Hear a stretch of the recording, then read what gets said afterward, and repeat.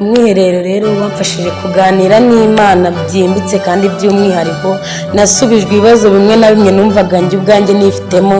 Hari igihe ubaho mu buzima wumva ubwawe witinye ukumva utabasha kwisanzura mu bandi, ariko umwiherero by'umwihariko wamfashije kuba najya n'imbere nkabaza n'ibibazo numva ndatinyutse, numva hari icyo Imana insubije kandi numva hari icyo imfashije. Icyo nabasaba ni uko nyine bazajya badutegura ikintu nk'iki cyane cyane ko gifasha nkatwe nk'abanyeshuri baba bamaze igihe biga nyine basa nkaho hari igihe ugeraho ukiga ugasa nkaho wibagirwa nyine igitumye uri kwiga cyangwa se ikiguhereza ubwo bumenyi. Icyo nabasaba nyine ni uko nyine bakomeza kutugenera umwanya nk'ubu kubera ko ari ingenzi ku banyeshuri nkatwe. Mbere na mbere reka nshime umuyobozi mukuru w'iri shuri warishinze Musenyeri Manimuha umugisha kuba yaradutekerejeho akatugenera uyu mwanya ngo tuzaterane dusenge. Gusenga ni ingenzi mu buzima, ndetse utasenze nta kintu na kimwe wabasha kugeraho.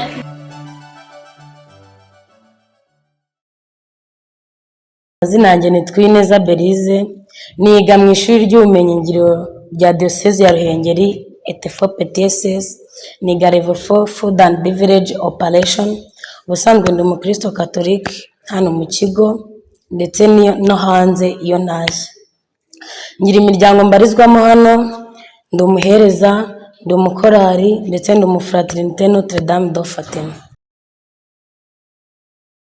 By'umwihariko twe nk'abakatolike twatangiranye isengesho, tangirana isakaramentu rya penetensiya, ishapure ndetse n'ishengerera.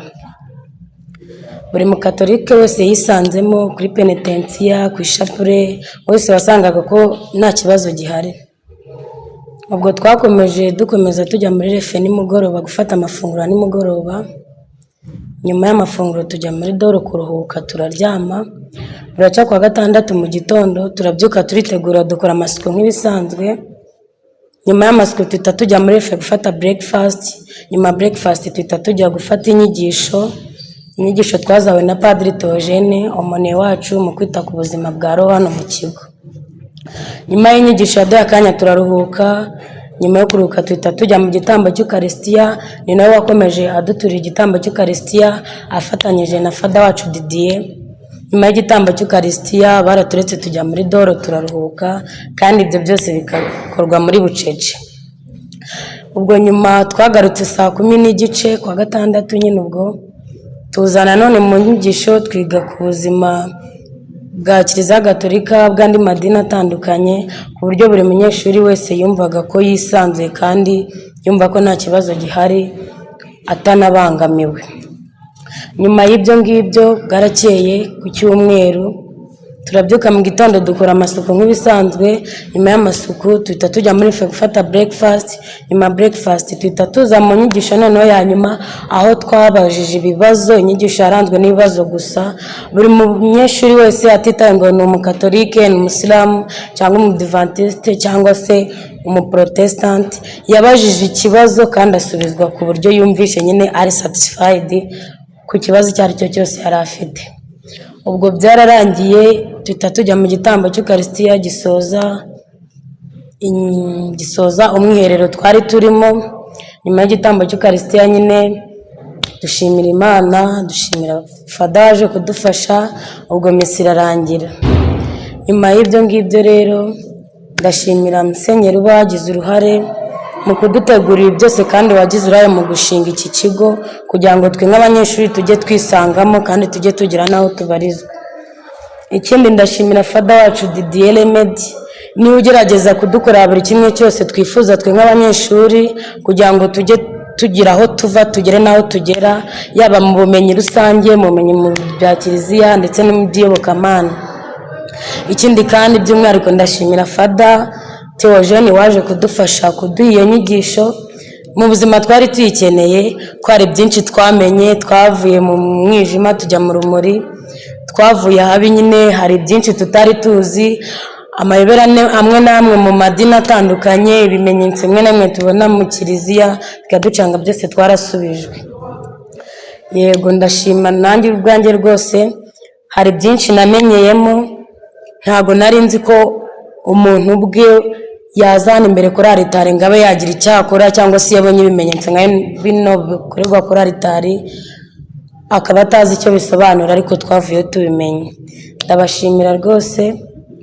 Ikindi nkomeza no gushimira abanyeshuri bihanganye muri uwo mwero twagize, byari ibintu byiza cyane nubwo byari muri bucece, ariko nyine twarishimye, twari tubifitiye amatsiko. Ni ubwa mbere twari tubonye muri iki kigo cyacu, byaje tubikeneye ko nyine twari twumva tubifitiye amatsiko.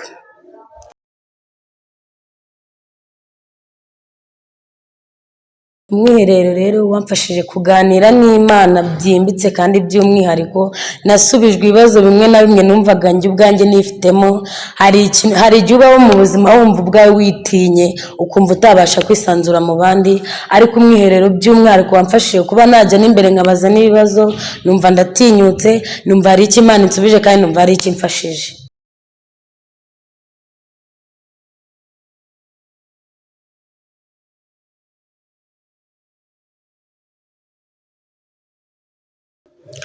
Twese nk'abanyeshuri hano nubwo tudasengera mu madini amwe, ntabwo twavuze ngo aya madini ngo yiherere, oya, mu mwero twese twari turi hamwe, ubona ko twese duhuriye ku isengesho rimwe, kandi ubona ko twese nyine ibyo turimo turabyumva kandi turabibona kandi turashyigikiranye hagati yacu. No kuvuga ngo uyu ariharira ijambo kuko ngo ngende umukatolike mvuge ngo ndiharira ijambo. Twese twahuriye hamwe, dusengera hamwe, tubaza bimwe, nyine badusubiriza hamwe. Ntabwo Fada nawe ntabwo yavuze ngo ndigisha abakatolike gusa, oya, twese twahuriye hamwe nk'abanyeshuri, dusubirizwa hamwe kandi dusengera hamwe.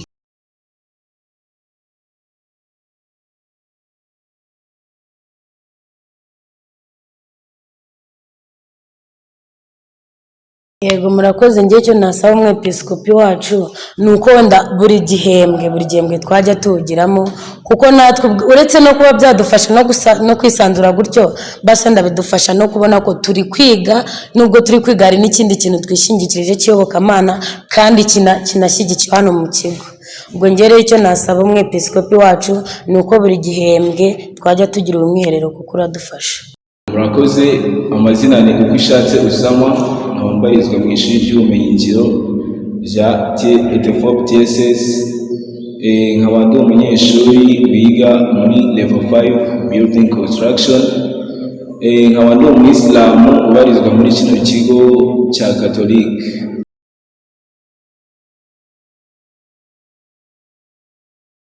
Umunsi wa mbere w'umwiherero ku ruhande rwa Islam wari umunsi mwiza, aho twaganiriye kuri topic bari baduhaye ivuga ngo mwigisha gukora iki.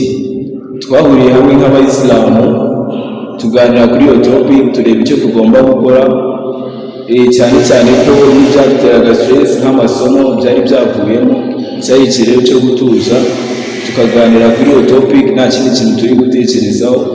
Twabiganiriyeho twese hamwe nk'abayisilamu bari muri kino kigo, tubona icyo gukora. Umunsi wa kabiri twahuriye hamwe twese, ariko nyine duhurira hamwe na za nyigisho twari twaganiriyeho kuri buri dini tukiri kuzizirikana, aho twagiye batubwira kuri gahunda y'umwiherero, batubwira ikimaze, yaba kuri kote ya Katolike cyangwa se no ku bayisilamu, turasobanukirwa. Nyuma tuza no kubaza ibibazo bikeya ku bijyanye n'umwiherero, batitaye mu gusengera muri iyi dini, tuza nyine kugenda tubisubizwa ibyo twagiye tubazwa. Twari dufite umupadiri wari uri kudufasha, akaba na umoniye w'iri shuri ryacu, Padiri Theogene, yatubaye hafi cyane mu mwiherero, kubera ko ari we muntu nyine twari turi kumwe, turi kubaza ibibazo ari no kubidusubiza, ari no kutwigisha ibijyanye n'umwiherero twari turimo, kubera ko bwari n'ubwa mbere tuwugiyemo. Ubu niko umunsi wa kabiri wari umeze. Umunsi wa nyuma usoza wari umunsi mwiza cyane, wari umunsi wo ku cyumweru. Twarabyutse nk'ibisanzwe tujya gufata breakfast. Tuvuye gufata breakfast twese duhurira muri sale, batitaye ngo iri ni idini Katolike cyangwa se ni idini rya Islam, twese twari turi hamwe, aho twari turi kugira umwanya wo kumubaza ibibazo, tukamubaza nyine ibijyanye n'imyemerere, yaba kuri kote y'abayisilamu uburyo tubyumvamo, cyangwa se kote y'abaprotestante, cyangwa se n'abandi bose bari mu yandi madini. then tukamubaza ibibazo akadusobanurira akadusubiza atitaye ngo topic bari baduhayeho yavugaga gutya, kubera ko nyine yari imeze nk'aho ari common ku bantu bose. Ubwo nyine twaramubazaga akadusubiza ibibazo tumubajije. Cyari igihe cyiza cyane, ntekereza ko twahereye mu gitondo nka saa 2 gutyo, bari bateguye ko bigomba kurangira nka saa 4 ariko byageze nka saa 5 tukiri kumubaza. Byari ibintu bisa neza cyane ku ruhande rwa buri dini.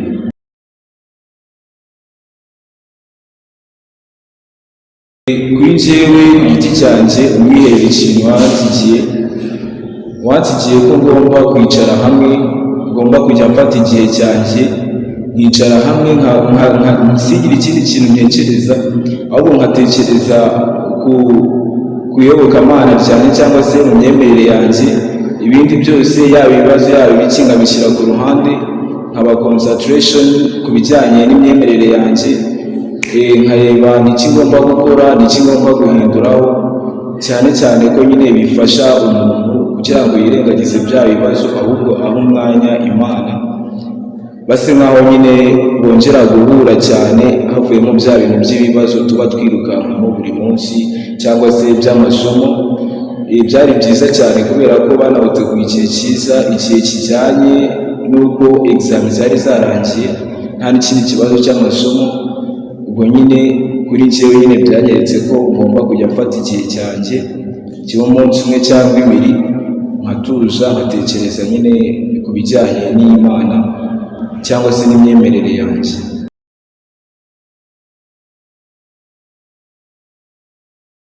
Murakoze. Ni ikibazo cyiza cyane kubera ko nk'abantu bumva ngo ikigo cy'abakatolike hari igihe bavuga ati baba ari focus kuri katolike gusa, ariko iki kigo cyo gitandukanye n'ibindi kubera ko ni ikigo cy'abakatolike ariko nyine buri dini ryose ryisangamo. Nk'abayisilamu dusari 5 ku munsi, ariko nyine uba usanga izo nshuro zose tuzisari kandi tukazisengera ku gihe. Ku bijyanye n'imyemerere yacu nta kibazo kirimo kubera ko tujya dufata umwanya, natwe bakaduha umwanya tugahura tukiga nko muri weekend, tukaganira ku bijyanye na Isilamu cyangwa se tukanavuga n'ibindi bijyanye n'imyemerere yacu. Iyo tugeze nko mu gisibo uba usanga nyine baduha umwanya n'agaciro, tukaba twakora igisibo cyacu kubera ko kiba kinaguye. Amasaha yo gufutura yajya n'ubundi tukajya gufutura nk'ibisanzwe nk'abari mu kigo cy'abayisilamu. Kuri kote zose biba bigaragara ko nta kibazo kirimo nyine, nubwo ari icy'abakatolike ariko ntabwo bajya babikontaho cyane, buri dini ryose byisangamo.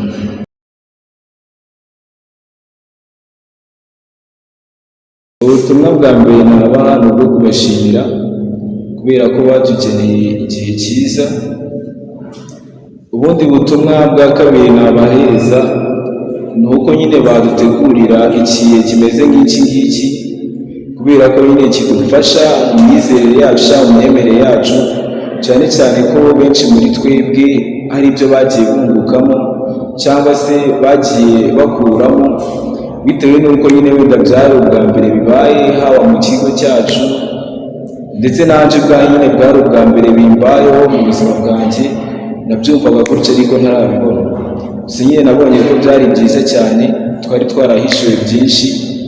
Icyo nabasaba ni uko nyine bazajya badutegurira igihe nk'iki ngiki, cyane cyane ko gifasha nkatwe nk'abanyeshuri baba bamaze igihe biga nyine basa nkaho hari igihe ugeraho ukiga ugasa nkaho wibagirwa nyine igitumye uri kwiga cyangwa se ikiguhereza ubwo bumenyi.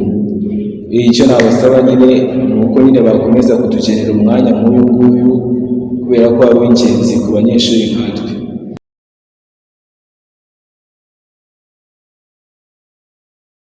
Ubundi buzima bwa hano ku ishuri ni ubuzima buryoshye bumeze neza, kubera ko nubwo ari ku ishuri hari abavuga ati kubera ko ari ikigo cy'amashuri nyine birirwa mu makayi, birirwa basoma, ntabwo bakirirwa usoma nta mwanya wo kuruhuka ubona ngo bizajyeho. Batugenera umwanya wo kuruhuka, kwidagadura, ndetse n'ayo mafilime adufasha kuruhura mu mutwe tujya tugira umwanya wo kuyareba. Ibyo rero bikaba bidufasha mu myigire yacu, kubera ko nyine nk'iyo uvuye muri classe ukajya nko gukina bituma nyine mu mutwe uruhukamo, then after gukina waza muri etide amasomo nyine kuyafata biba byoroshye cyane, aba ari kujyamo neza cyane. Murakoze. Amazina yanjye nitwa Nyirambonimana Eva, niga mu ishuri ry'ubumenyingiro rya Diyosezi ya Ruhengeri Tifo PTSS. Nkaba ndi umunyeshuri muri level 5 ishami rya electronique and telecommunication cyangwa se ibijyanye n'ikoranabuhanga n'itumanaho. Nkaba ndi umudivantiste ubusanzwe umunsi wa karindwi, haba hano muri Tefope cyangwa nanatashye igihe ndi mu rugo.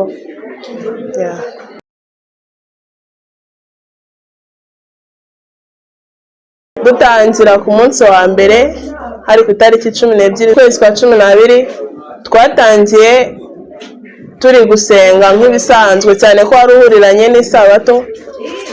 Dutangira turi kuririmba dusenga nk'uko bisanzwe, ariko harimo umwihariko w'uko ibintu byose bigomba gukorwa mu mutuzo. Turasenga, dutanga ibyifuzo n'ibindi muri rusange byari ingenzi kuri twebwe, byari gutuma duhura n'Imana kurusha uko twari dusanzwe.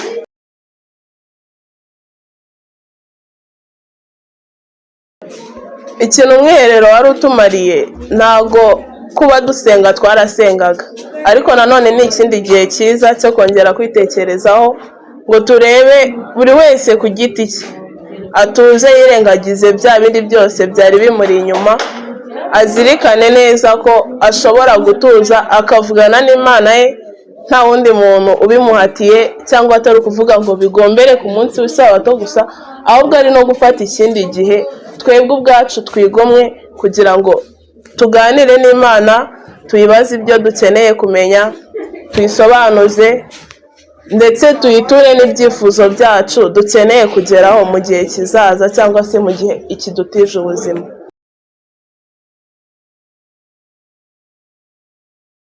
Yewe ku giti cyanjye, ikintu umwiherero nsigiye wanyigishije gutuza, unyigisha kongera gutanga ibyifuzo, atari ukuvuga ngo ku isabato ngiye gusenga nsabye ibyifuzo ibi n'ibi, Mana uzampa ibi ngibi, ahubwo byatumye mfata n'ibindi ntazanaga imbere byose nkabihereza Imana ako kanya, noneho igihe cyayo cyo kunsubiza cyagera ikazansubiza, ariko bidakuyeho ko no gusenga bisanzwe nzabikomeza. Iki rero ni igihe cyiza kuri njyewe, cyatumye ntanga ibyifuzo, gituma mfatanya na bagenzi banjye twari kumwe nabo dutangana ibyifuzo, bituma ndetse twongera kwiyumvanamo nk'Abadivantiste tudahuriye mu isabato gusa, ahubwo dufite n'ikindi gikorwa kiduhuje cyo gusengera hamwe.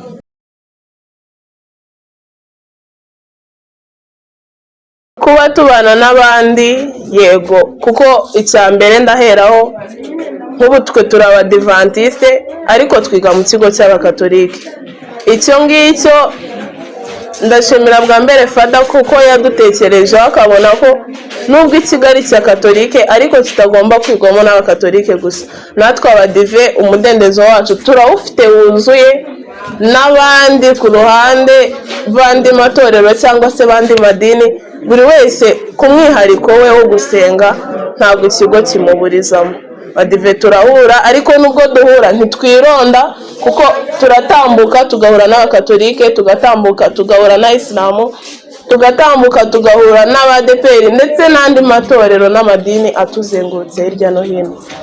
Tubana n'abanyeshuri nk'uko bigomba kugenda, kuko ntabwo waba muri sosiyete y'abantu barenze 100-200 ngo ube mu kigo ube nyamwigendaho. Ni ngombwa ko dushyira hamwe, Abadivantiste aho iri gukora ku rundi ruhande, Katolike ikaba iri gukora ku rundi nawe.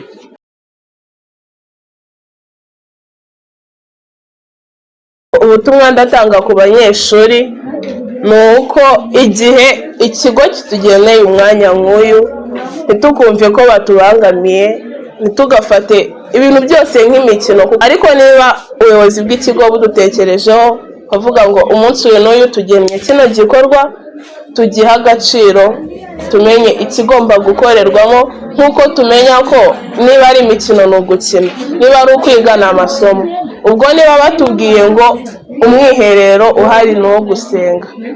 Tugomba guterana tugasenga, tugatura Imana ibyifuzo byacu nyine uko tubishaka, uko twiyumva, ku buryo buri wese ahaguruka yumva ko ikibazo yari afite gikemutse, ndetse n'uwo kidakemutse ako kanya akumva neza ko isaha n'isaha kiraza gukemuka. Nk'abanyeshuri dushyire mu gaciro ikintu cyo gusenga, cyane ko nk'abanyeshuri n'ubundi tuba tugikeneye cyane, kuko hari byinshi abanyeshuri tuba turi buhure nabyo, ntabwo wamenya ngo ndahura n'iki uyu munsi. Niyo mpamvu tuba tubikeneye kugira ngo duhure n'Imana, tuyiganirize, nayo idukundire, ituganirire ndetse isubize n'ibyifuzo byacu.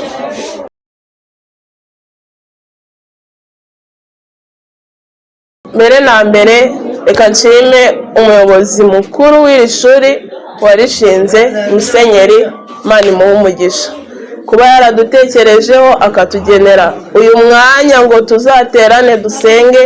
Gusenga ni ingenzi mu buzima, ndetse utasenze nta kintu na kimwe wabasha kugeraho. Ntitukumve ko baduhemukiye igihe baduteguriye uwo mwanya. Noneho ikindi